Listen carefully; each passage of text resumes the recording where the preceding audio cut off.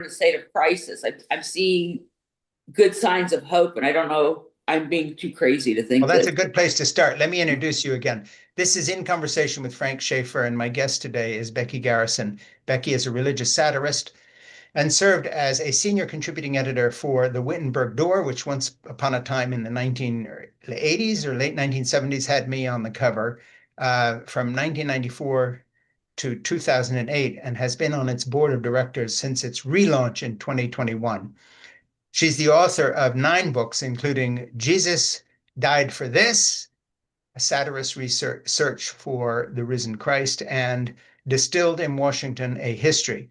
She is the author of a book we've already done a podcast about just weeks ago called Gaslighting for God, a Satirical Guide to Save Yourself from Spiritual Narcissists, which is out this month and is going to be part of our book club. I think Ernie said, Ernie, my producer, in March, and he can text me if I got that wrong. In Conversation with Frank Schaeffer is something I'd like you to subscribe to by going to YouTube, if that's where you're watching it now, and subscribing, and also on Spotify and Apple Podcasts if you are listening there.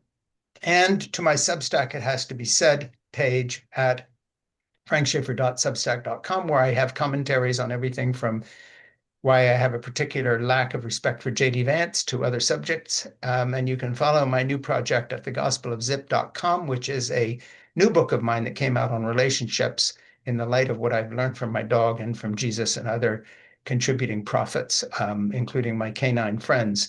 And you can also support our work by making a tax-deductible donation at georgebailey.org.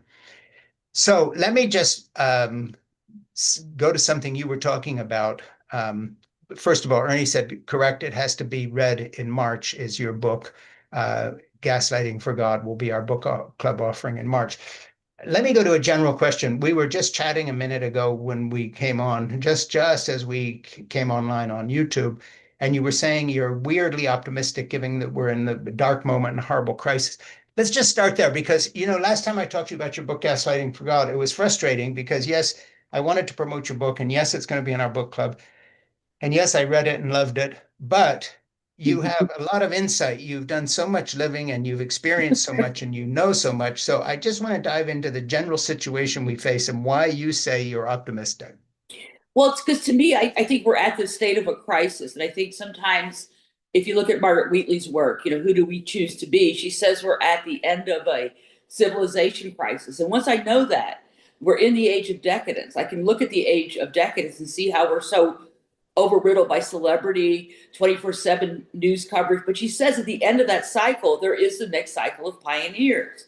So the question for me is, and everybody has to make this decision, do you feel like you want to fight the decadence? And the decadence does need to be fought, or do you want to focus your energies and wanting to try to go with the pioneers and creating a new world? I mean, I just did a book, when I did my book launch, I was at this little, some might call it a hippy dippy party, but it was the opening night of the Portland Winter Light Festival. It was also the Friday night Portland Art Walk. All these people were just coming in and strolling. There were no political signs, pro or anti anything. People just wanted to come in and experience the art and experience the music. And in that space, I believe that some conversations were had that cannot be had when you're in that state of heightened, when our amygdalas are so over heightened that all we can do is think to preserve ourselves. And this was like an oasis. And I'm not trying to be hippy dippy saying we want to do that Timothy Leary tune out stuff that happened back in the 60s. But there was something happening there of people wanting to find something different. And I think when you get a group of collective people wanting to find something different, you're finding people, there's a difference, I think, between MAGA and Trump supporters. And I believe you're finding MAGA, I believe, is a full-blown cult. They bought into the Machiavellianism, psychopathy, and narcissism that is inherent in a cult. But there are also Trump supporters that are just, they voted for something changed, and they didn't think the Democratic Party was giving it to them. And they're now starting to turn away. They're starting to realize, and we're starting to realize globally, I don't know if the Epstein files, people keep getting frustrated for me that nothing's happening. And I'm going, what do you mean nothing's happening?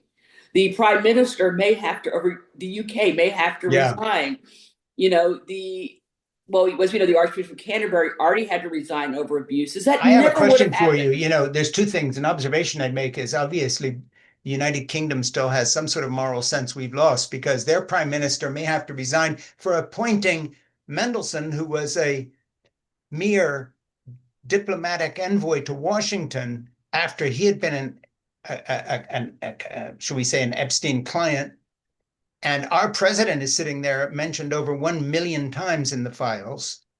And Oh, not only is nobody in MAGA talking about resignation, it's not bringing down the US government. And that's our president, who's actually an Epstein, offender, collaborator, whatever you want to call him. So yeah. just that's the difference between us and everybody else now because of Oh, the yeah. MAGA cult.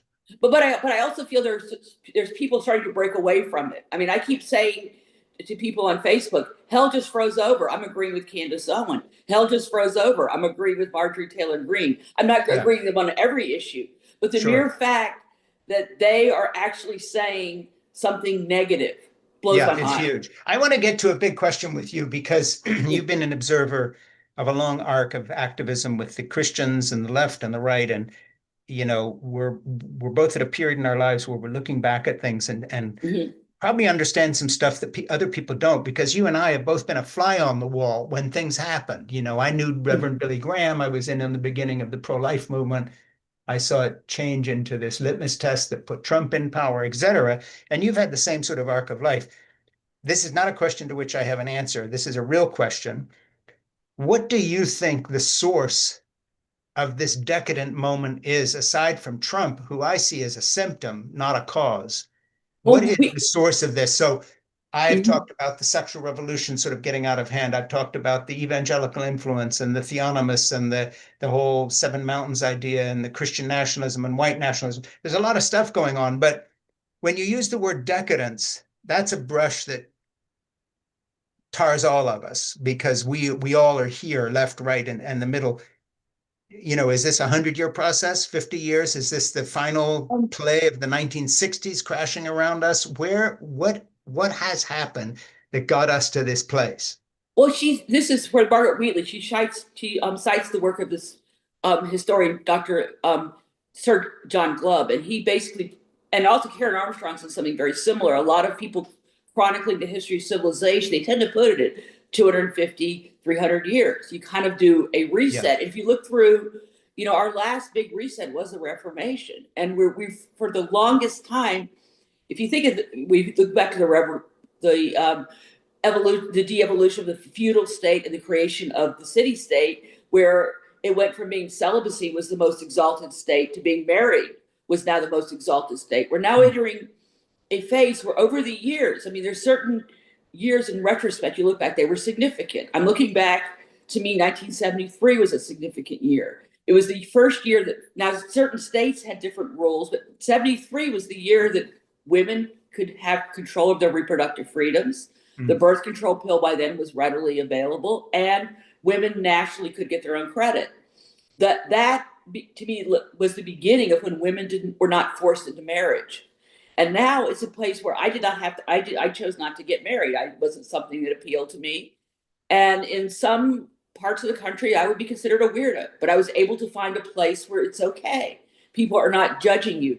We're now starting to have conversations around ethical non-monogamy. People are looking at what is replacing the city-state. They're looking at alternative ways of forming commerce, because what we have right now is a group of individuals who are not, when I say decadence, they're not, our economy has gotten to such a point where I don't see how people, my age and younger, we're not retiring with houses. We're retiring with medical debt. We're not able to have the life that my grandparents had. It just is not going to be feasible. And I think this got started. Christopher Lasch wrote The Epidemic of Narcissism in 79. Sure.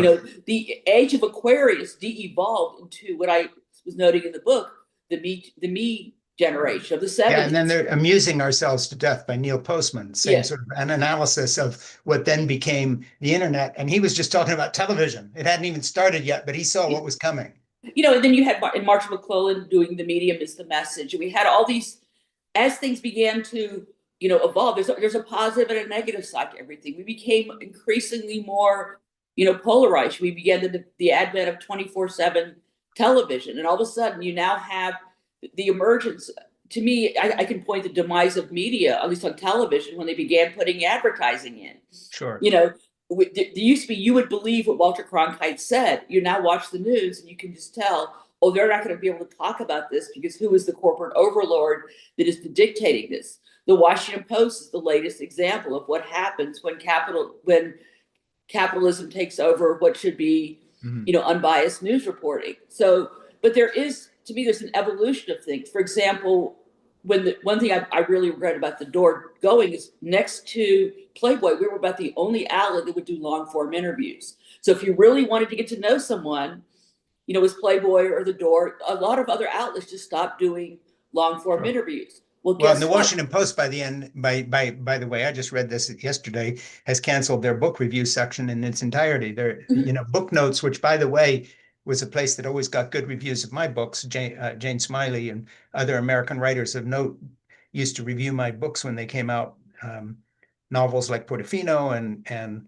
my memoir Crazy for God. And one of the places I always got a fair shake was the Washington Post, and that went from a section that was standalone. It came with your Sunday paper. Then it was folded into the society page or whatever they called living or something. Now it's gone altogether. No more book reviews. So, you sort of see a death of the humanities as represented in the media. And I know that isn't one huge thing, but it's the death of 1,000 cuts. So, Oh, to me, the cut happened right after Bezos took over the Post. The first thing he did was cut the On Faith column. And yeah, that was when I knew that I'm not going to be a Christian writer anymore, because the On Faith column crashed around the same time the Guardian Belief section, for a different reason, left. But when Bezos got here, the first thing he did was cut that column. And that was one of the few columns where Richard Dawkins, to me, to a lot of people, I mean, you would get big names writing about stuff. sure. And Richard Dawkins could write something and I would write back and go, no, he's full of garbage. And we would have these interesting, I don't mean garbage in the literal sense, but we would have these debates. Like, I disagree with so and so. It was actually a place where you could have healthy religious dialogue. Yeah. And that was gone. And that's when I knew that I wasn't going to be a Christian writer Well, let anymore. me get back to the decadence question. How would you define it? Because of course, when you use that word, there'd be lots of ways to look at it. Elon Musk would say, well, it's because no one's having children anymore. So the ultimate decadence is we're not going to reproduce and the human race will die out. Um, Or we're going to kill ourselves here, so we need to go to Mars. Other people track the sexual revolution. Then you have the New York Times the day before yesterday saying, I think quite properly, that, okay, it's nice that weed is legal, but it needs to be regulated, because who saw the level of intoxication going up to the point where, it's causing psychosis, and no one's actually, it's another instance of doing what we can do with no kind of prior thought to where this will go. Online gambling, young people's addiction to that, young men in particular, they're the moralists who would say, let's get back to a Christian ethos. And if they mean it sincerely, they're not talking white nationalism. They're talking about, trying to follow Jesus. First of all, where would you place yourself on that spectrum as someone who comes from a Christian environment and has worked within it from the door forward, even as a satirist? And secondly, how do you define decadence? Because I would define, I'll come clean. I define it a little differently than other people do. And I have my views on sexuality and so forth and so on, relationships and the rest of it. But I would say ultimately decadence manifests itself in an uncaring culture. I mean, I actually care about you, and I care about Ernie, my producer, and I care about my neighbors that I met walking my dog today. And when I meet people, I care about them, and not because necessarily I'm following Jesus, but to me, that the basis of civilization is a certain level of civility that you can count on. And when that goes, you're in deep trouble. So for me, anything that pushes toward relationship, civility, connection is good. Anything that tears us apart and has pushes against that, whether it's kids staring at the phone instead of making eye contact, all the way through to people who don't place an emphasis on personal relationships, is bad. So my view of decadence is sort of the relationship-based view, and I'm wondering how you come at it and what you think we've lost that makes us decadent, or where have we gone? So Lash has written on that. Other people have as well. Where do you come down on this? Well, I think I just want to quote Margaret Wheatley, who I write in the book, because I think she offers a very good definition of how we define this, an age of decadence. Yeah. And it's, if you read this, it sounds almost like this could be Trump or it could be Caligula. So she says frivolity, asceticism, hedonism, cynicism, pessimism, narcissism, consumerism, materialism, nihilism, fatalism, fanaticism, and other negative behaviors and attitudes suffuse the population. Politics is increasingly corrupt, life increasingly unjust. A cabal of insiders accrues wealth and power at the expense of the citizenry, fostering a fatal opposition of interest between have and have-nots. The majority lives for bread and circuses, worships celebrities instead of divinities, throws off social and moral restraints, especially on sexuality, shirks duties, but insists on entitlements. Yeah, and that's it. I mean, I would write amen at the bottom and sign my name. And of course, Gaslighting for God, that's a quote from your book, which we're making a book club offering in March. But is that your own definition as well? In other words, would you say that that speaks for you? I think what it speaks to me, because I think back to when, I mean, it's been, I always tell people that there's always like some pluses and some minuses and some backlash, you know, but I think the fact that we live in a culture where people are not, I mean, there was a period of time where when I interviewed Steve Allen, I do believe towards the end of his life, he did become a little bit more of a moralist, but he was saying that we have the most goofalla group of celebrities. Look at who we worship. And I interviewed him back in the late 90s, shortly before he passed away. Yeah. And I think I was looking at some of his comments, because some comics were kind of labeling him as being, you know, this old fart who was kind of coming down as a moralist. But what he was predicting accurately was what was to come. He could see that there was this sense in which, and I believe thoroughly as a satirist, there's absolutely no topic you cannot satirize. Yeah. You know, I mean, you know, Mel Brooks can do anti-Semitism brilliantly. Rocky Horror Picture Show did incest. Richard Pryor did racism. However, you need that level of genius to pull it off. And I think most people do not have the ability to pull that off. So they're discussing social commentary. They said they're insulting classes of people. But I have another comment to make, and I want to get your Sure. view of this as a humorist yourself, because you've been brilliant at it. Again, this is a real question. It's not a rhetorical, you know, I don't have an answer that I'm hoping you'll tell me. I really mean this as a question. I'm curious what you think about this. It seems to me that at a certain point, you can't have satire or even humor when your culture itself is sort of becomes a bad joke in and of itself. In other words, satire always has to push the envelope.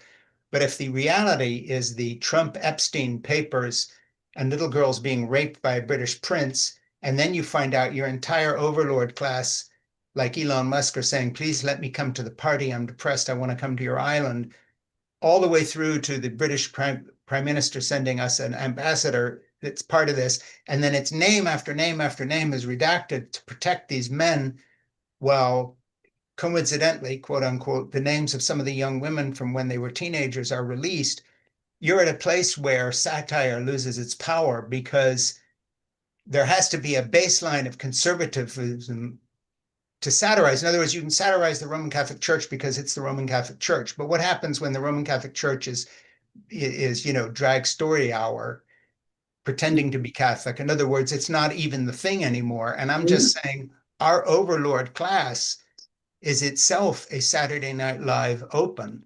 That wouldn't seem possible unless it was really happening. I mean, the president's name is in the files 1 million times plus, and he's denying that he really knew the guy. So what does a satirist like you do with a culture that itself has become an inward satire of decadence itself, out beyond which there is no place to go because it in reality has gone there? That's a real question.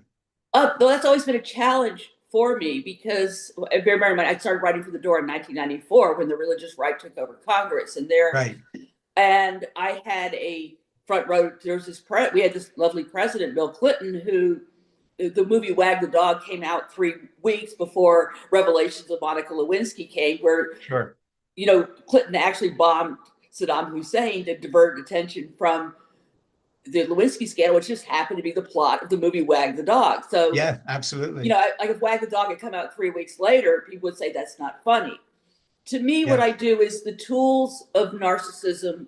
I mean, the tools that I have as satire just cut through the narcissism. Sometimes you just, it's important. I go gray rock. I go, okay, I'm just going to restate back the facts to you.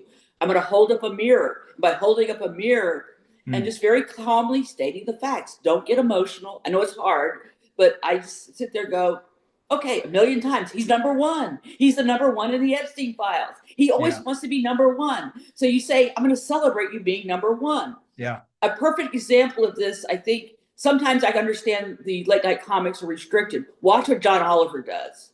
That is satire. You sit there, and he also has journalists on staff, unlike not just comedy writers. There's ways to cut through it. You want to be number one? Great. Look what you're number one in. You're number one in the lowest approval rating of any president, the lowest numbers for your inauguration. What are you number one in? Let's celebrate all your number one victories. Yeah. You know, here I can easily say, I did a piece where I said, let me explain what narcissism collapses through the lens of Trump. Let me just show you, just walk through. Here's the clinical definition. So I basically take what narcissistic collapse is. Here's an example of narcissistic collapse. So basically applying some of the psychological terms. Does Trump fit the definition of this? Does he do this? And you just take that reality and just reflect. I believe that right now satire just holds up a mirror. Yes. I'm not going to take this seriously. I think the problem that the press is having is they're taking this seriously. This is you cannot take this seriously. This is a walking joke, and you're going to continue to be humiliated. Now, you also have to ask the press, why don't they have a backbone? I mean, starting with when Helen Thomas was kicked out of the press corps for standing up for Palestine, all of a sudden you saw, this is during the Bush administration, people all of a sudden got quiet. I don't want to say anything. I don't want to rock the boat. I don't want to risk not losing my place of pride. And I would say there is no place of pride. You have nothing to lose. So right now, I think every journalist, you don't have anything to lose. Yeah, right and now, I think, Ernie, Greg, my producer, often says, and he sort of was joking at first, but now we're not joking anymore because of just what you said. Everything's sort of going down the toilet. We are the media. In other words, we have nothing to lose. So we put guests on, we say what we want to say, and I do the same in my commentary in the sense that, the gatekeepers are sort of gone. And now if you have a page and a place you can make some commentary on, or with your writing or my podcast or my has to be said commentary, whatever it is, basically we're sort of the survivors of a cataclysm here, and we're still trying to say things. But into that mix, coming from your Christian background, sometimes I hear my mother telling me, I mean, long dead now, but she would say something like, well, see, this is the result of everybody turning away from Christ. We used to be a Christian country. And she doesn't mean Christian nationalism or white or anything like that in the present connotation. She meant that in the sort of traditional sense. Someone like me would come back and say, well, what was so great about the 1950s? 2 minutes before that, they were lynching people and Jim Crow was in full effect, and, redlining of housing and so forth and so on. So there's always an answer to looking back at a, quote, golden era from which we have departed. But I do think we're in a particularly decadent moment. And I think it has to do with the fact that Trump and his minions are now bringing us to a place where we've truly repaganized ourselves, in the sense that, if you read Dominion by Tom Howard, he talks about how modern Western civilization came out of the Roman era, influenced by Christianity. And even the people who consider themselves secular humanists have borrowed that basic ethic when it comes to Christian ethics or whatever it may be. And now, in a way, Trump has gone against that and said, we're now going to go the next step. And that is, we're not even going to pretend that our country has an association with Christian ethics that promote ideas such as that the least of these will triumph, that God favors the poor over the rich.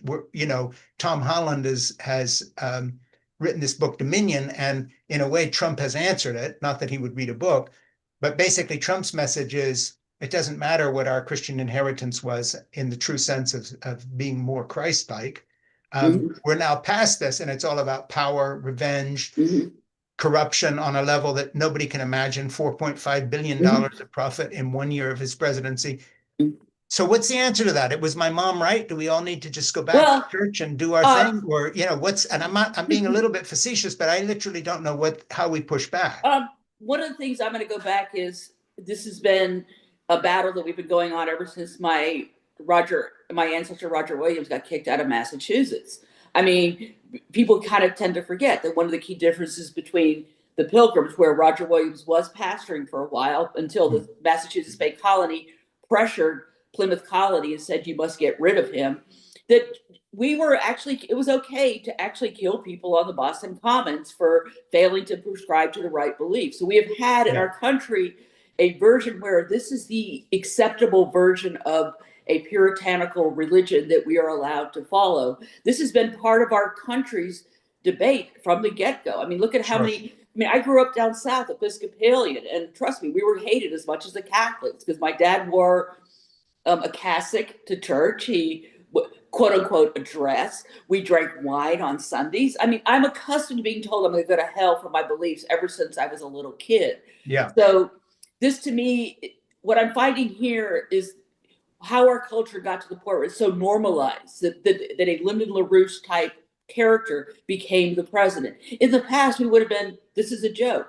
Yeah. That, so I go back, but then again, I have to go back to the Democrats. Is that, I mean, I campaigned for Jimmy Carter as a kid in 1976. By 1980, I looked and said, I just can't vote for Carter. I just can't do it right now. So I got on the campaign for John Anderson. And I was very active politically. By the mid 80s, I said, I'm not doing any good here. I'm not really making any impact. So where else can I go to make an impact? And I looked to the church. And I believe that at one point the church was doing some very radical, interesting things. I was looking at the, alternative worship movement scene in the United States. And then, but yet the US has had this obsession with celebrity culture. The progressive churches, you try to say to them, here's some interesting things happening in the UK with the fresh expressions of church. The Episcopal Church said instead, no, I think I want to go hear the latest celebrities speak. I don't really, there wasn't an interest in really doing some of the grassroots, ordinary, boring connection. There was always this evangelical, it's very uniquely American, search for the latest big thing that will save the church. I mean, there's been so many revivals. And then, as we mentioned in the last podcast, I think Minneapolis is one of the few instances where I've seen the religious church in action that was not connected to a moneyed movement of some sort. Usually a book deal, but it also might be a documentary filmmaker following them around or something of that nature. Yeah. And I think people finally are now hitting a point where I want to go where I can just be. Do me a favor and hold your book up and read the title and subtitle, because I did mine on Kindle and I still don't have a hard copy. Yeah. Gaslighting for God. A satirical guide to save yourself from spiritual narcissists. Yeah. And we talked about it in detail and I read notes from it and everything else. So Becky knows I read the book and I loved it. And we're making it part of our book club. Let me change the conversation a minute and talk to you again on this optimism note. Okay, so we've talked about decadence a little bit and the level of corruption that's so mind-boggling you can't even add the numbers anymore. And these characters around the edges like Elon Musk and so forth, with all these women he keeps impregnating and dumping and suing if they don't do what he says. I mean, it just on and on and on. And the Trump-Musk sort of alliance and then the Trump-Epstein alliance and so on. All right, turn the page. How do you see it shaking out in terms of hope for the future? Where do we go from here, not looking toward the past, but the future? Do enough people get sick of this so that in the next set of elections, as long as they're not totally stolen and corrupted by Donald Trump and his minions, which is a real possibility, is that where the change happens? Or is it a change of the spirit? Is it sort of a revivalism sweeps America and people repent and say, we're never going to do that again? Or does the chaos itself just sort of engulf all of us? I don't see what the different paths are. How do you see it? And what do you actually think will happen? I am starting to see signs of people wanting to cross the divide. I mean, you see, Katie Couric has her builders program. Brene Brown talks about this topic. I'm seeing on the grassroots level that Braver Angels is setting up local chapters across the country. You're finding people, and also I'm finding people that are willing to talk on areas of common ground. This is very hard work. It's going to take a while to repair this, but I think enough people are starting to have senses of awareness. And unfortunately, it's not until it impacts them. You notice the Trump people the farmers were not opposed to this until they realized the tariffs are going to completely screw over my whole soybean crop. I cannot export anything. I am going to lose the family farm now. And unfortunately, we live in a culture where unfortunately some people, just because of their own needs or whatever, could not see the needs of someone else. But enough people are starting to become impacted. I think that when the big beautiful bill comes out and people realize my insurance cost just went up, they skyrocketed. What am I going to do? I'm not able to retire. I'm not able to hold on to my house. Enough people come to that state of, the haves and have-nots. This divide is no longer working. It is unsustainable. And you're seeing people finding new ways of being, new ways of connecting. I was mentioning, here in the Pacific Northwest, the church has no influence, but there's a very strong spiritual culture. And I think once you remove the institution out of the way, what can actually start to happen? And it might happen in individual faith communities. I just don't think it's going to be able to happen at the parachurch or at the church level. And on one level, I could look at Turning Point USA and say, oh my God, look at how popular they are. Look at how that huge impact. But then I also look at how many women are choosing not to get married. So I don't know where all these traditional men who are kind of coming up and saying, I want a trad wife, I don't know where they're going to find them. Because you're starting to find enough people saying, I'm not going to go away from that. Looking at all the people that are breaking away from their churches, even if it means I can't be with my family, they're choosing their own health, their own sanity, their own spirituality over the fact that I must do this. And that to me is giving me hope, just seeing the rise of survivors speaking out. The fact that Tia Leavings wrote a book, about her experiences in the purity culture that became a New York Times bestseller. That's phenomenal. I mean, she was not part of the Christian industrial complex. She was not a Nadia Bolz-Weber, Rachel Held Evans, Beth Moore. I could name a ton of women who the Christian industrial complex promotes as the woman you should be listening to. But she is the voice. We were fortunate to do an early interview with her. I think it was her first one, actually. And Tia and I have kind of become podcast collaborator friends in that we're doing her new book shortly. We've got her scheduled to come up again. And her book was very refreshing to me for the same reason. In other words, this was a true cry from the heart, somehow got published because of the quality of the writing and an agent who went to bat for her. But of course, that's to me, same as you, a hopeful sign, even if I somewhat disagree with some of the directions, not that Tia's talking about or you're talking about, but I actually want people to make personal connections in their life a priority again, rather than saying, well, I'm defined by what I'm not doing. I also like people, to define relationships is important to them. Speaking of our friend here, Tia, let's talk about something that my producer Ernie Gregg wants to talk about, which is DARVO, DARVO. Explain that to me. And I told Ernie we're going to talk about it, but I'm going to assume that Becky knows a lot more about this than I do. So what is that all about? It's a psychological term. It's still in the like narcissistic collapse is still being researched and clinically diagnosed. But people are starting to recognize this is a pattern. When someone responds this way to you, you're dealing with someone who's an abuser. The first attempt of D is to deny it. I didn't know it. I didn't know that person was guilty. I'm going to use Noam Chomsky as an example. I think he just came out with his wife just came out with a statement about this. Who did? Noam Chomsky's wife. Oh, Noam Chomsky, yeah, the far leftist leader, 89-year-old who, hung out with Epstein and basically, it so coincidentally makes it all look like a Zionist plot now because he's Jewish and all the rest of it and so forth. So it just never ends. Speaking of satire, this goes on forever. So talk about Noam Chomsky. Okay, so what it was is the first stage is, first off, I want to know, from what I understand, it appeared their relationship was primarily financial. Chomsky appeared to be one of the people who gave Epstein the chops by having, these connections, these think tanks, these different connections. Look at all the different people I can connect you with. He seemed to be more along that line of giving him credibility within the New York and larger global literary, cultural, the whole think tank, Aspen Institute, Davos, that whole echelon. Connecting with someone like Chomsky is very beneficial. The first stage was deny. I didn't know.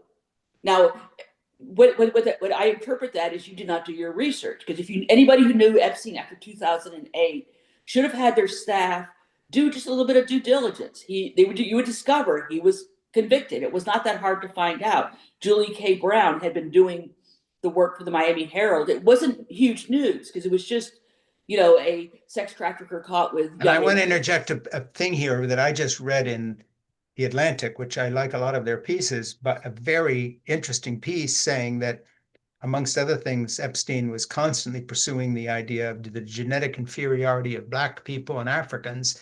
And one of the people he exchanged emails with about this, which can't be denied because it's in writing, was Noam Chomsky. Mhm. They were recommending books to each other on the genetic inferiority of Black people. Now, how's that fit in with Chomsky's whole persona as a left-wing intellectual? It doesn't, but to put it mildly. But the reason I was saying that the deny part was we did not know the extent of his crimes. BS. I don't, before I agree to go on a podcast, I vet the person to make sure that I'm not supporting someone Sure. who espouses extreme left or extreme right views. I don't want to be seen as endorsing that. So the mere fact that you could not research someone to know that he was convicted of a sex crime, there is no excuse for anybody who associated with him after 2008. I will cut some slack pre-2008 because he did a very good job covering this up. So you might have only met him at the mansion at a party pre-2008 and you didn't know stuff. You knew after 2008 he was a convicted offender. So the first part of DARVO is deny. The second part is attack, where you basically try to destroy the credibility of those making the accusations. You see this in Noam Chomsky's case, that both Valeria, his wife, and Noam Chomsky are linguists. They use the term women to describe these words. They have to know that these were not women. We also, by the way, do not call teenage boys men. We do not call them underage men. We call them boys. But yet, these women, many of whom we're now starting to learn, many of them were beyond the age of consent in any state, even though some states do allow child marriage. These women were they were children. So attacking is by calling them women, you're immediately implying they had agency. Yeah, you're saying Noam Chomsky's wife is defending him by calling the young girls who were raped, because if you're below that age, it is rape, and they're calling them women as a linguistic method that they're using to try to pad out the defense. And then the other one is reverse victim and offender, where instead of saying you position yourself, and I think this is happening, and gets very complicated when someone becomes too old, too incapacitated, or they die to try to get forgiveness. But they're immediately saying, Noam didn't mean this. He's now so addled, he just can't help himself. He's truly sorry. He's truly this. You're basically not taking any responsibility for anything that you've done, but you're now basically, by doing the DARVO thing, you're now positioning yourself as the victim. I was wrong for thinking this. I was so sinful. This is the whole Jimmy Swaggart kind of defense, which is immediately, there's no acknowledgement anywhere in the Noam Chomsky thing that the association of an internationally known figure led credibility, which made it all the more easier. So, like, let's say a father wants to send his daughter to a college, it's low income, and here's Epstein saying, I can get you all these things. A father might give his daughter to Epstein, thinking he's going to get my daughter a really good college education. He had no clue he was setting her up to be raped. And I'm not saying that there were not, dysfunctional families, but I'm using that as an example, is that by saying, surely Noam Chomsky can't be that bad. Look at who he's affiliated with. I find it even more interesting. I'm still looking at this. The Templeton Foundation, there was a gentleman with the Templeton Foundation who was listed in the files 151 times.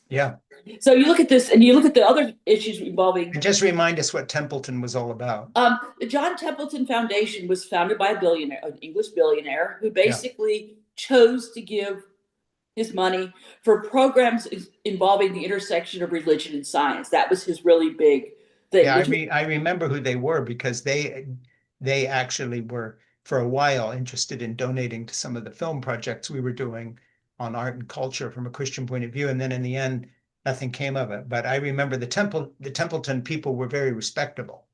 Yeah, they're very, and they also deliver a $1 million prize once a year, which is the largest prize, if I'm not mistaken. Yeah, Because in the hard sciences, getting serious money isn't as hard as it is in the humanities. I mean, I yeah. know trying to get a grant, I mean, people will do anything to get a So, okay, grant. so somebody was this from Templeton, and what was the relationship, and how does this fit in with the idea of Darvo? I have to look into this. I have to look into the person's name. I said it to somebody. I'm drawing a blank with the name. It was Sure. an executive of the Templeton Foundation. But if you went Yeah, to the Epstein files, Google Templeton Foundation. How this deals with this is that when you have this kind of money, people are not going to believe you when you try to speak out. You know, scientific journals have spoken out against the concerns about what the Templeton Foundation funds, mainly yeah. woo woo. They are not funding, you know, they're funding like projects that people found were questionable and from a scientific standpoint. And From they've your point of view as a writer and an observer of culture, how do you link the guy from Templeton, the people from Harvard, Elon Musk, Donald Trump, these sort of right-wing people and these billionaires and then bankers and lawyers and all these other people, hundreds and hundreds of names associated with him. How does Noam Chomsky fit in with that as a social critic from the left? And what will the left do with one of their own heroes being right there with Trump and Elon Musk when it comes to their relationship with this fiasco? It is the left going to be honest about the fact that a lot of quote our people are on this list too, I including think including some of the intellectual luminaries who also happen to exchange emails on books about Black intelligence? my hope is that they will. I am starting to see what I think I'm going to be what I would want to wait and see for me. One sign will be what is the fallout from the Clintons. It is very, I'm using them as an example because it is very clear that the Clintons had a very extensive relationship with Epstein. I mean, Yeah, of course. Clinton is in there naked with women, and I mean, there's no way you can deny Well, that. and it's very clear from the past history, and this is something that goes way back with me, and an opinion I haven't changed since having been on the religious right when the Clintons were our watchword for decadence. Jennifer Flowers and all these people, there were many people in Arkansas who said that Clinton raped them. And while he was governor, there were three cases that had real credibility. The left, papered this over because Clinton was pro-choice, and so he's our guy. I think part of decadence is the lack of the ability to say you're genuinely sorry and to take accountability for anything you do. And then secondly, to always defend our own. And that's where the stupidity of the left is equal to the stupidity of the right, not the evil of the MAGA right in creating this horrible fascistic personality cult. That's a different subject. But when it comes to playing politics with fast and loose with the subject of decadence, the left has a great deal to answer for because we have our own mythologies and we hang on to them. And I've never seen a clean accounting from the Clintons. And No, I've never seen anybody honestly deal with the fact that Hillary enabled everything that he was doing. And speaking of people who knew full well what was going on, she's known every single instance of his infidelities and everything else, his stuff she's known about. And I know the people who know Clinton well, and I've always said that. This was we're talking about polyamory and all these things now, but this was kind of an arrangement with them. Oh, well, this is what he does, including hitting up on young women. And yeah, she I knew mean, this perfectly well. Where's the accountability?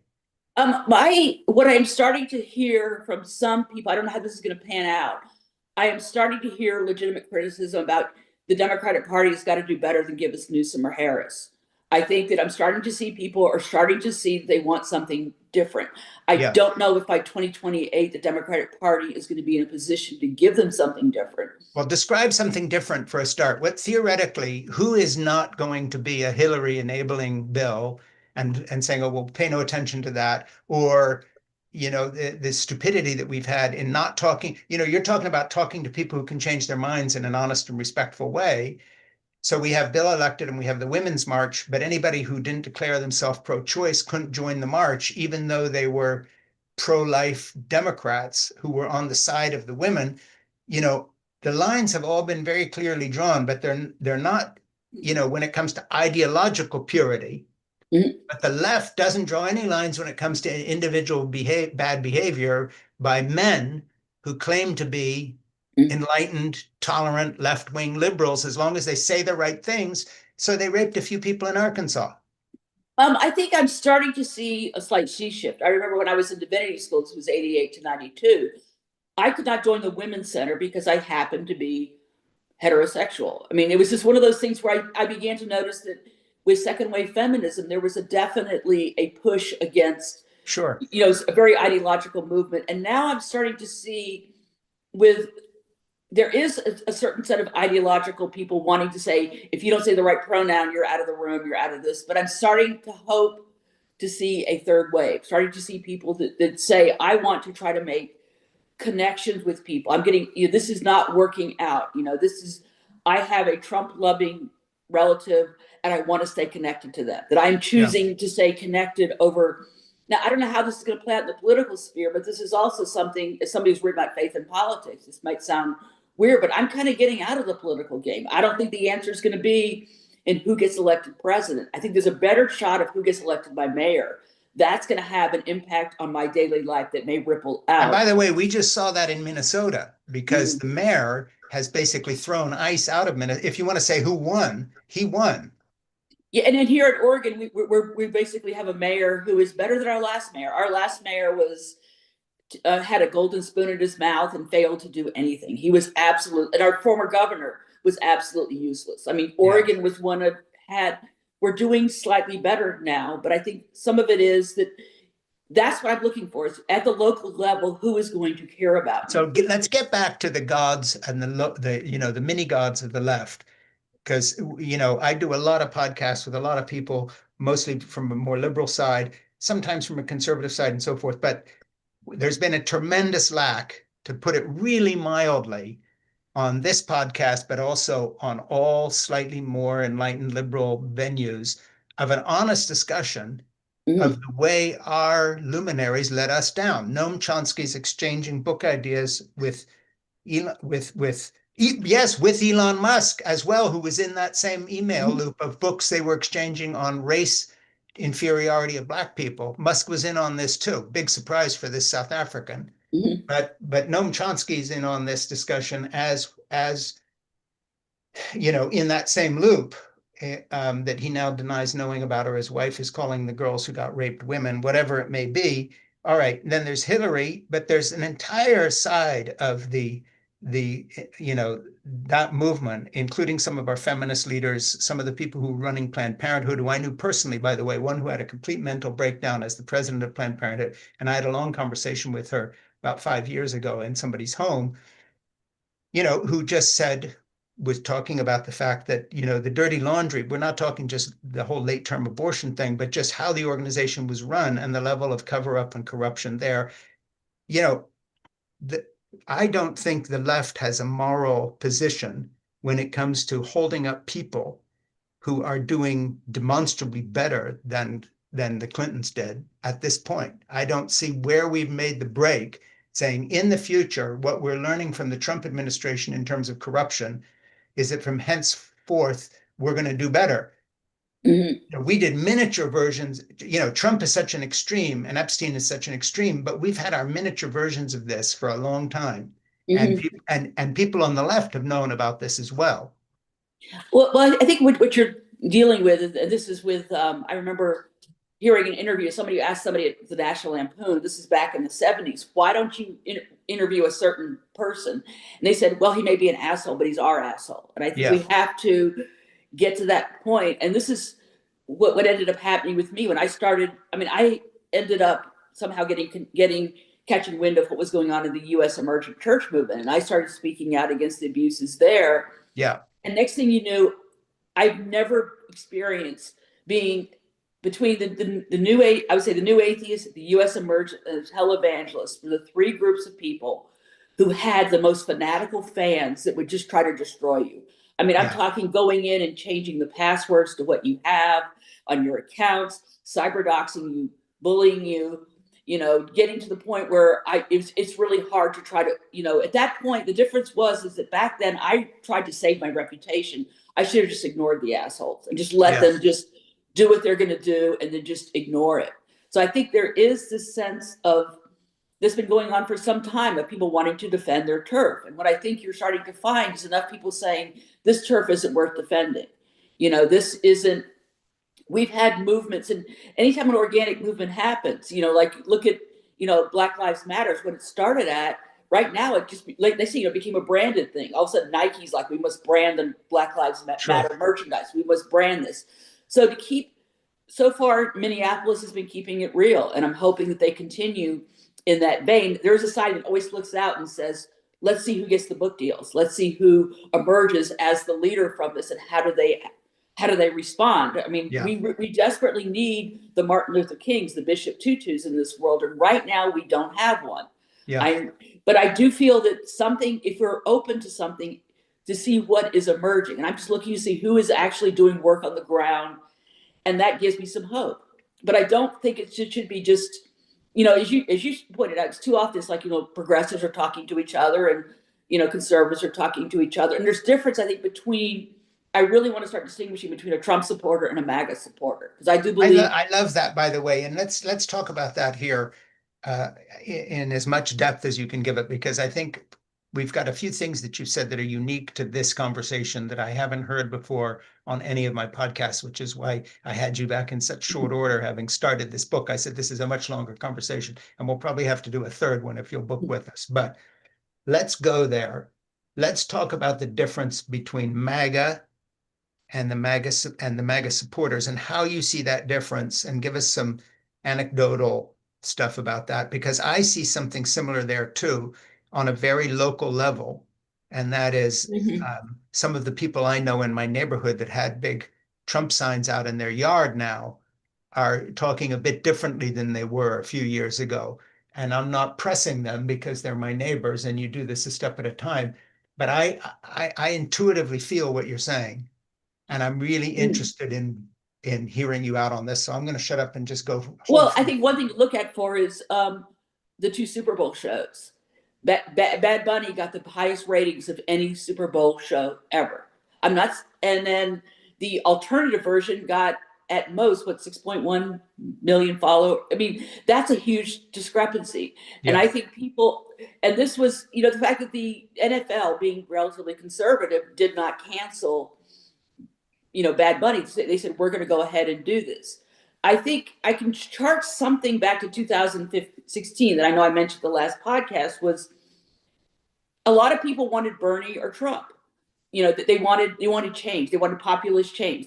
So 2016 they were voting for a populist candidate, right. and they felt that the DNC, which she did, Donna Brazile gave Hillary the questions for the debate. There was a lot of manipulation. You would probably have a connection where you would know much more about that, but it was very clear to anybody with a brainstem that the DNC was manipulating the election.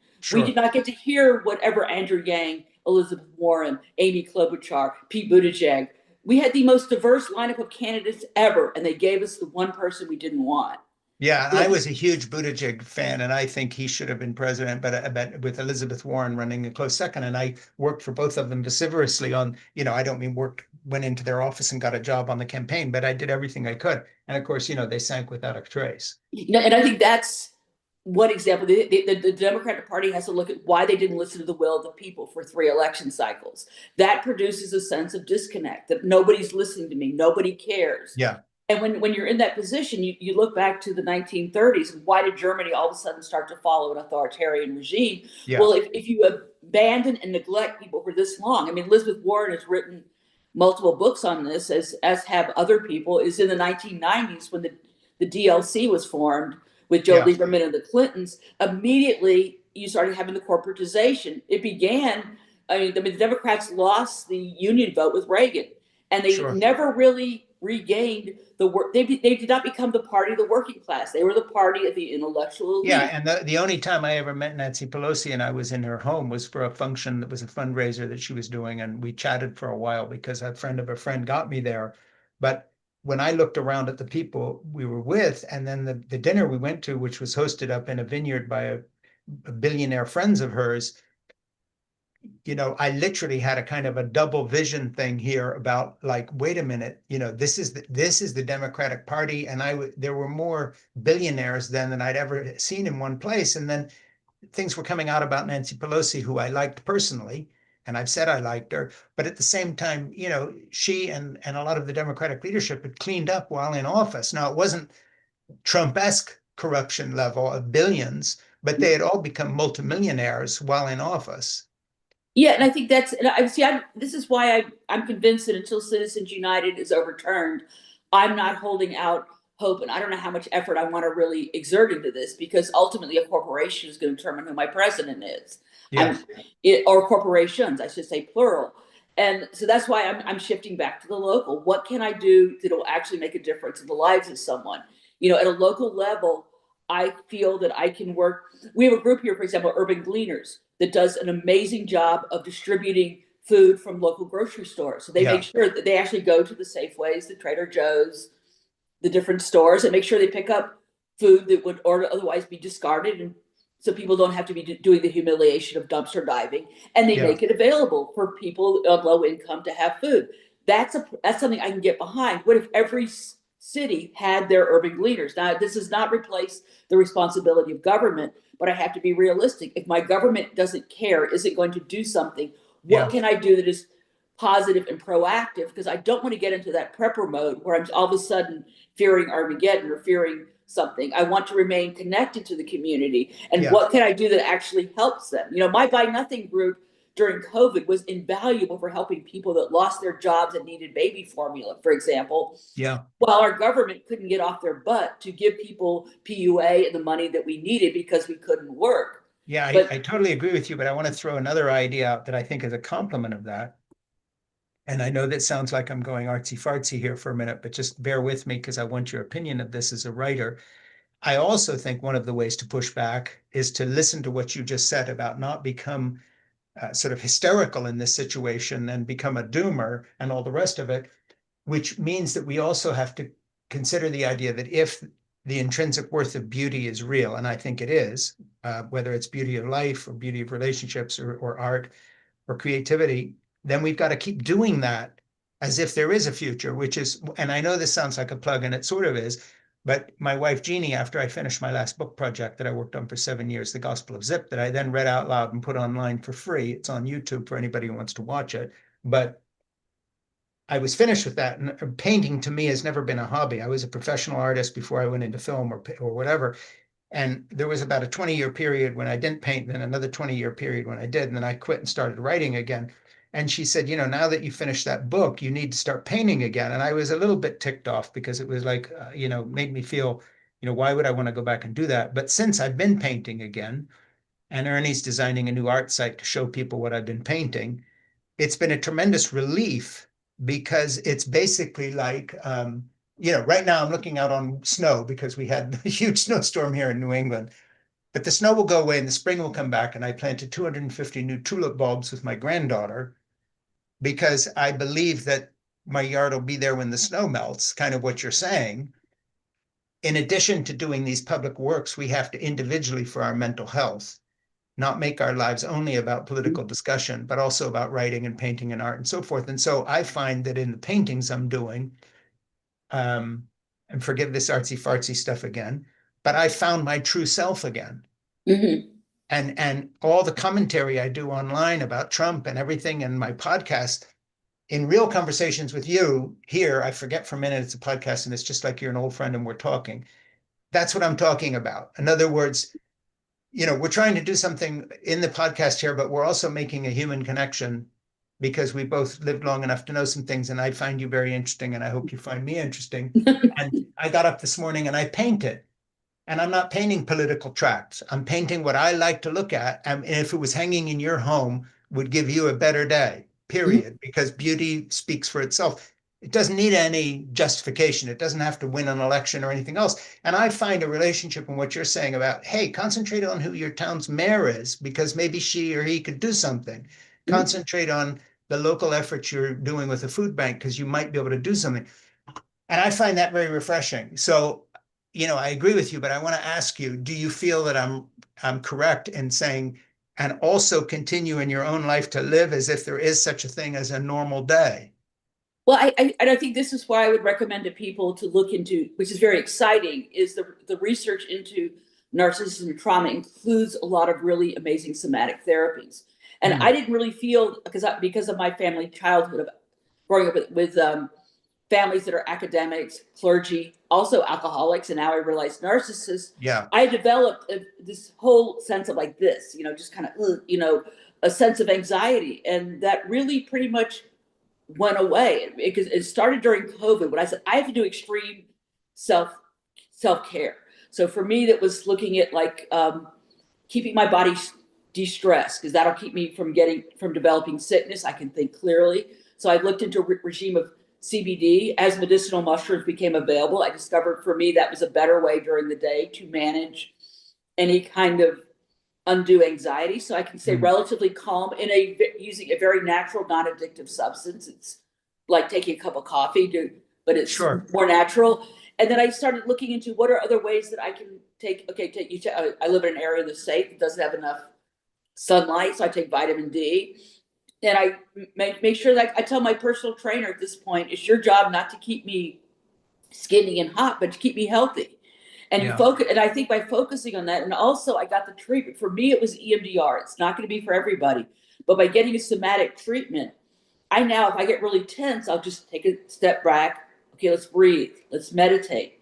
And EMDR was a technique along with the mushroom that's trying to realize it can help you tap into parts of your brain that have locked away those traumatic memories. And it's a way of unlocking it and dealing with it in a confrontational manner, with such that I don't get triggered. Someone will say something to me, I can depersonalize it. I'm not saying I don't get mad. Yeah. I'm not saying I don't get upset. I mean, I get into a group of, I was at a, wine conference, and I ran into a couple of, wine people. And most of the wine people here are absolutely amazing. There's a certain subset, especially in the Willamette Valley, that are very, very Napa oriented, let's just say. Kind of like the billionaires that you mentioned.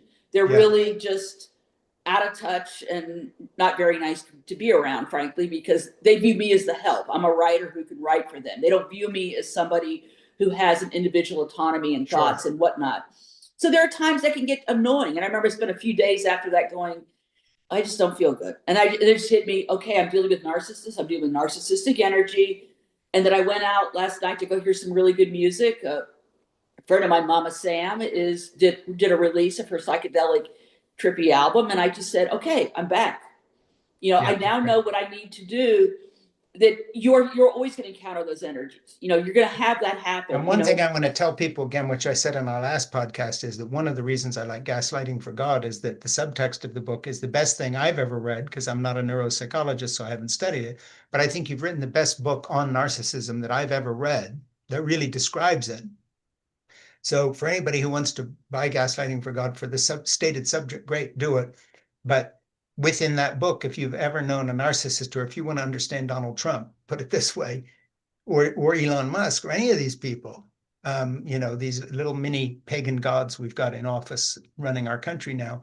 But it's not just the pagan gods. It's like, for example, if I had not done the research on the narcissism, encountering a few of these wine snobs would have just set me off. I mean, it used to be, when I would go do travel writing or do it, because I would always do like travel writing, wine writing, beer, spirits, those kind of writing, to insider as well, to kind of fund my fun, as I said. It was also, the more and more I got into it, I began to see there was two sides of this. First was the beauty of the sustainability, community, and spirituality, which I said are the three values I'm now using to do my work. But then I was also, pre-COVID, just, chasing travel stories just to make money. And I realized in doing the former, the people that really focus on trends, the latest thing to be, the latest thing to drink, whether it's spirituality or alcohol, that I would be in that situation. I would find myself getting triggered like this, like, oh my God, I don't feel right. And all of a sudden I would start to. I totally hear you. This is why Jeannie and I probably, the last party we went to was maybe 10 years ago, because I'm not saying that's the last human gathering we went to, but the same thing, and why I don't do much writer group stuff either, because, for the same reason. But I want to talk about my painting for a minute in the context of your self-care. Mm-hmm. One thing I find with myself that I trust most in my life, okay, mm-hmm. the things I trust most in terms of saying, yeah, this was good for me. speaking of intrinsic worth, is when I look up from something I've been doing, realizing I haven't thought about anything else except this thing for the couple hours I've been doing it. My mind hasn't wandered. I haven't been triggered. I haven't been angry. I haven't had an opinion. I'm just painting a picture. I'm painting, I'm painting, I'm painting. I'm mixing some colors. I'm wiping the brushes off, painting. I get the same thing, by the way, when I cook. So I have a few activities in my life that basically give me a time out. And the smartest thing I can do is do one or two of them every day without fail, whether I feel like it or not. So there are times when I start painting, oh man, I'm not up for it today, and I don't think I have any good ideas. And then I get into it, and then I'm not even thinking, is this a good idea? I'm just doing the thing. And then at the end, I look at it and think, hey, was this any good, or should I start over? That's afterwards. But during cooking or during painting, certain things. And I find, to me, that describes the interaction with beauty, what it is, whether it's the beauty of cooking or the beauty of, making something itself. And I find a relationship between that experience and what you're talking about. I just want your opinion on that. Oh, no, I definitely concur. In fact, I have a nonfiction, I have an improv teacher I worked with until his death in 2017, Gary Austin, who founded the Groundlings. And I worked with him for over 21 years. And what he would teach us is how to bring your work, how to bring you into the work. Because he said, a lot of times we don't bring us. The fear factor of us being vulnerable is not enough. So I learned from him how to just be, how to just breathe, how to just get, and because I knew that I was a good wordsmith, but I knew that if I needed to work with him because I felt that I didn't want to do that jokey writing kind of hipster kind of satirical stuff that I knew that you can pull off at any heart. But for it to have heart, it had to come from me. And also, I had to be healed enough. I could not have written this book until I did EMDR, for example. I recommend that people, before you, because one thing that does concern me is now that I'm writing, my amygdala is not in overdrive anymore. It used to be very reactive. I would be in situations that, oh my God, this is not right for me. This is a sacred, and I now realize that I'm very susceptible to being around narcissistic energy. But when I can just be, like, I'm going to be going to a mini writing retreat at a friend's house in Seattle. When I go dog sit for them, I turn them into mini writing retreats. And I'm taking a work of nonfiction, my first work of fiction, where I'm taking my grandpa's World War II stories and turning them into a actual work of fiction. And that's going to be delightful. And I've had to put it off for so long. I'm now at the point where I'm just going to be working on it, and it's an absolute joy. I'm looking really forward to just, and people say, right in the middle of a busy book promotion schedule, why are you going to take a week off? It's like, because I'm going to recharge. I'm in tune enough with myself. I know I need to recharge. And this story with my grandpa is absolutely fascinating. I mean, I just think it's, he was in athletics his entire life. And a lot of people did not realize how football was used during World War II as a means of training the soldiers, as a means of getting good fighting men together, and how it's just an interesting, it just interested me just because it just did. And I'm going to have a lot of fun playing with that. I've never done fiction before, and it's taken me a while. I started working on it with my improv teacher until he died. I've been doing it on and off. And he always recommended that you always have something you're doing just for you. Yeah, I love that, the just for you part, because I find the same thing in painting. I'm not thinking, how will someone else like this? It's just, no, this is, I'm getting this right for me. And then at the end of the day, if someone else likes it, fine. But sometimes when I'm writing, particularly, God help me, when I'm writing political commentary or whatever, you're thinking, well, how will this be received? Can I actually say this, or is this too far? You're not doing it for yourself. You're doing it, you're trying to get something said, you're trying to get something out there. So there's a huge difference. And that's what I mean by the intrinsic worth of beauty. That's the intrinsic worth of your book, is the book. It doesn't need any justification. And that's the difference. For me, it's like, if I need to say the reason I'm doing this is, and then fill in the blank, then right away it's taking me out of that project and into, how does it fit in with this thing? Whereas the book you're talking about is, the worth of this thing is the story itself. Yeah. But I mean, I think in terms of nonfiction books, I mean, I tend to try to write what I think is needed for this particular period. For example, what is good is that I had a Christian author who came to me actually wanting to write a book on narcissism. He approached me. It was 2018. No Christian publisher would touch it.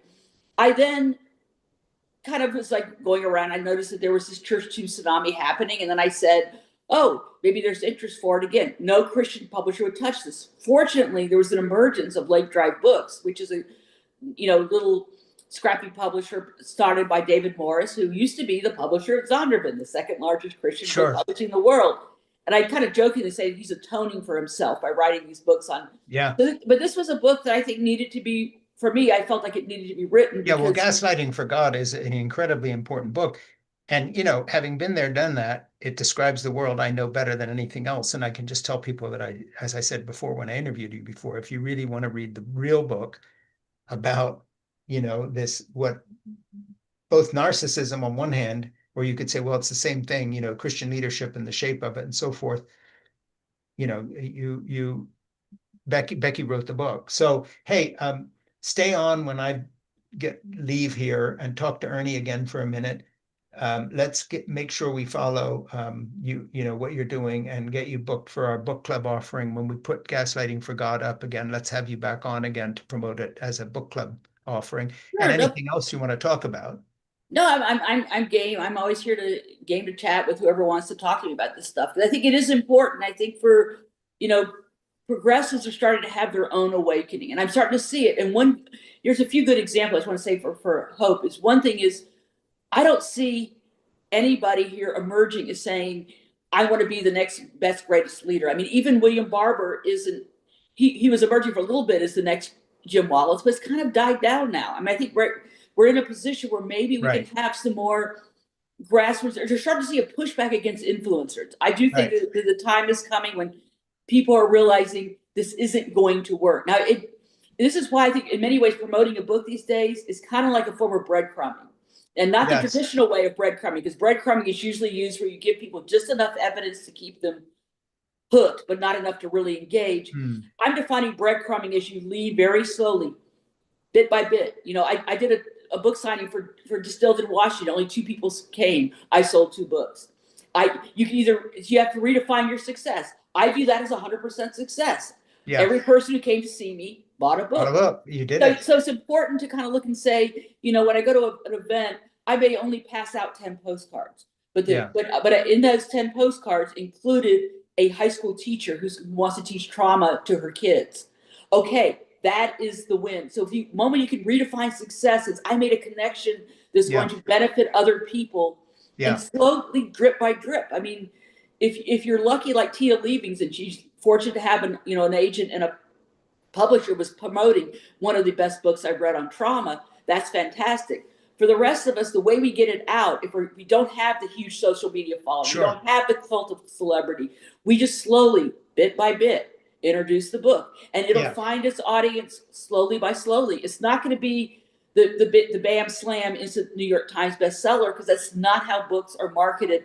And if you see something on the best-selling list, I always have a sense of skepticism, because I'm like, who paid to put it there? Yeah, and the thing is, anyway, these days we're not in a world in which people are reading the same way they did when you and I were coming up with a book to find something. And that is, my advice to people is, maintain the integrity of your own life by having something in your life that you're doing for its own sake, for yourself, as you've been talking about.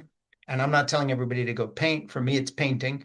And to the extent that I'm an influencer, quote unquote, my influence is not to call you to buy a product or to do this or that. It's to just say, find the equivalent of what painting is for you. You don't have to win the world. Just make a good painting this morning and see what happens. So we're on the same track there. I really enjoyed this conversation again. I'd like to have you back on again.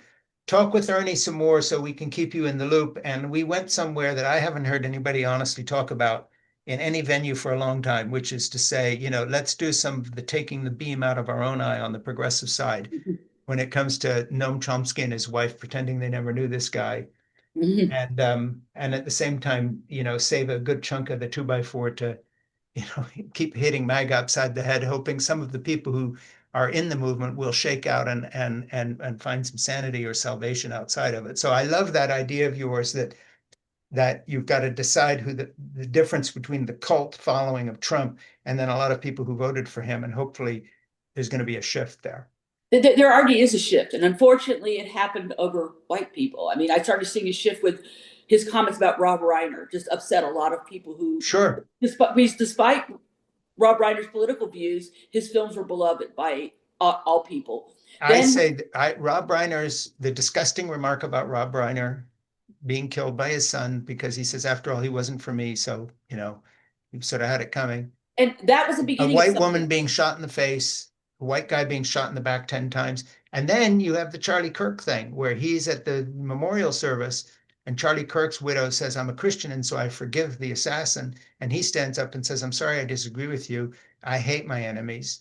And Mhm. there are a lot of people who saw that as a turning point. And so gradually he has identified himself as truly antichrist. I don't mean the antichrist, but I mean anti-Christ, against Christ. Yeah, and I also think that the Epstein files are going to be the Waterloo. I hope Truly, so, because I if they because can bring down the British government, at least they could get this guy, and all his buddies out of office. and I tell people take the victories when you can, Yeah, because in this case, like for example with Mark Driscoll is still functioning as a pastor, but the yeah, best you did is you exposed him.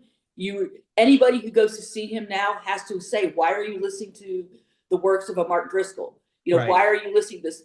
I'm working with the Templeton, with the Templeton Foundation now being found in the Epstein files. I'm going to say, why is Tony Jones and Ryan Burge, they're doing a project called the Nuns Project. Let's start questioning this stuff. Start making the connections and just start and find better stuff to do. There's so many other Exactly. books that you can read on these topics that are Exactly. not penned by what the Christian industrial complex is telling you to read. Seek them out. They're there. It's just a Yeah. little bit of And I love searching. your phrase, the Christian industrial complex. Boy, does it exist. And of course I've written about that myself and have left it. And um, I think that kind of skepticism that I began to have 40 years ago about that industrial complex that I got out of needs to be applied now by Democrats to the left of our party and to even the moderates of our party. But, and this is not going to be popular, but character does matter when it comes to people and who we Mhm. back.